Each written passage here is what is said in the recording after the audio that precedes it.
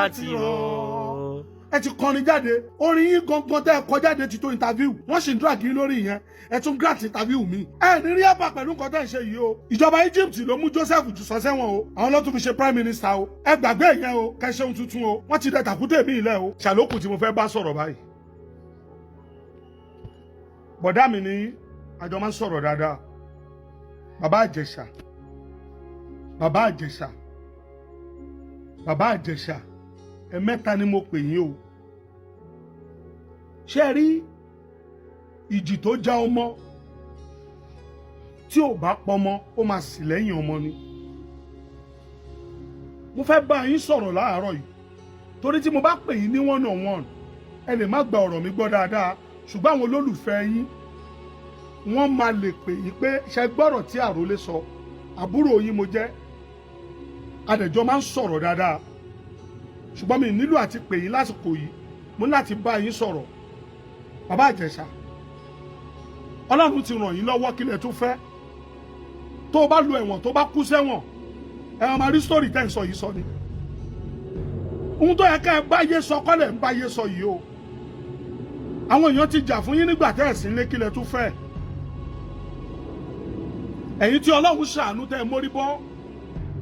tí Ọlọ́run ò jẹ́ ká ẹ kú sájò ṣé gbogbo ẹni tó lo ẹ̀wọ̀n ló padà dé ẹlòmíì dé báyìí ó padà lọ kú ni ẹ wo ìjì tó jà yín lọ ẹ dé èmi rò pé ohun tó yẹ kẹ́ ẹ sọ ni pé ẹ̀yin èèyàn ṣàánú mi o n fẹ́ bẹ̀rẹ̀ kọ́mẹ́dì mi padà kí n rówó ra kámẹ́rà ẹ wá ń sọ àtàmọ́ kò ṣe rí ẹ ní ìdí ẹ̀ nǹkan tó fẹ́ kẹ́ ẹ lọ ṣe ẹ ti lọ ṣẹ̀wọ̀n ẹ dẹ̀ ti padà dé ẹ bẹ̀rẹ̀ new life new beginning you don't need to be coming out kama grant interview káàkiri ẹ mọ̀ pé àwọn tẹ́ interview yìí fi wọ́n gbé followers lọ ni mi ò jókòó ní ìṣẹ́jú kan báyìí kí wọ́n interview yìí torí interview yìí ń bí mi nínú àwọn tí wọ́n gbọ́n mọ́ àwọn tí wọ́n jẹ́ nǹkan kan mọ́ ẹ̀ ń jẹ́ kó máa jáde kó tún wọ́n máa lórúkọ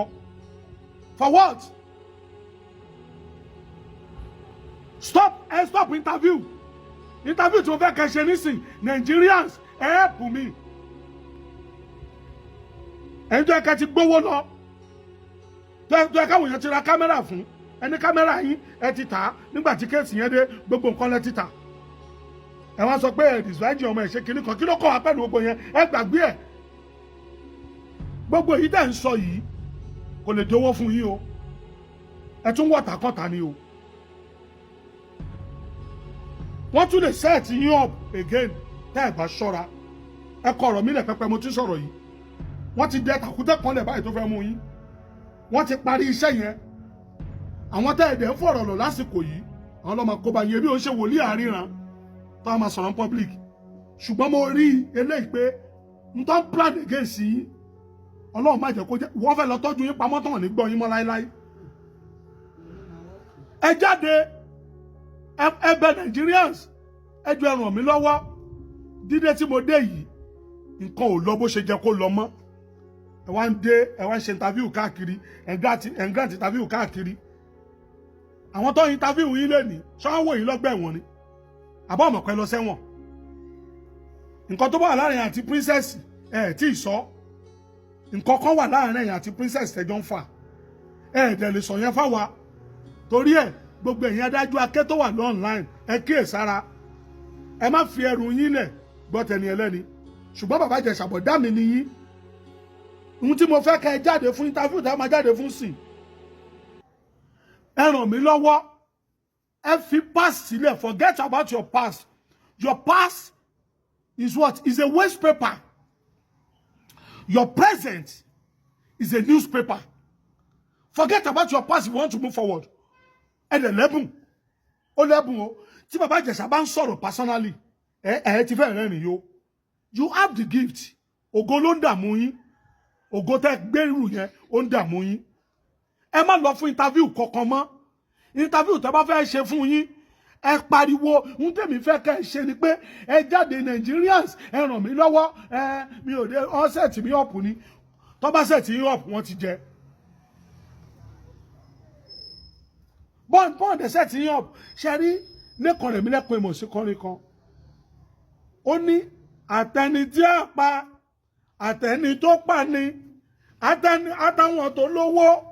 àtàwọn tánìkà gbogbo wa la ó jọ jìyìn fọ́lọ́run ọba ilé ayé kì í ṣàwáyé lọ èwo ni ká sọ̀rọ̀ ìgbàlà fọ́mọ aráyé wọ́n tún foró dání bẹ́ẹ̀ ni pé kò sọ́lá mọ́ ọ̀rọ̀ yìí dọ̀wọ́ rẹ̀ bàbá ọ̀rọ̀ yìí dọ̀wọ́ rẹ̀ ò dájọ́ ayé burú ara ènìyàn ṣòro olòtítọ́ ènìyàn ayé kò fẹ́ wọ́n sọ wúrà sómi láìro tí wúlò rẹ̀ òjò ẹ̀sìn ó múra láti rọ̀. ẹ ti kọrin jáde orin yín gangan tẹ́ ẹ kọ jáde ti tó interview wọ́n sì ń dúrà kiri lórí ìyẹn ẹ tún grant interview mi ẹ ní rí ẹ̀bà pẹ̀lú nǹkan tẹ́ ń ṣe yìí o. ìjọba Egypt ló mú Joseph jù sọ sẹ́wọ̀n o àwọn ló tún fi ṣe prime minister o ẹ gbàgbé ìyẹn o kẹ́ ṣe ohun tuntun o wọ́n ti dẹ tàkúté mi ilẹ̀ o ẹ jẹ́ gbàdúrà gbogbo àwọn tí mo bá tọ̀tọ̀ láyé mi ò ní létò Olúwa ẹ pa wọ́n rẹ́ lójijì gbogbo àwọn tí mò ń fọ̀rọ̀ mi lọ tán ni mi ò ní lọ Olúwa lọ́wọ́ mọ́lẹ̀ bí ọlọ ẹ gbàdúrà lẹ́ẹ̀kẹta yìí gbogbo ẹni tó dẹ tàkúté ikú lẹ̀ fún mi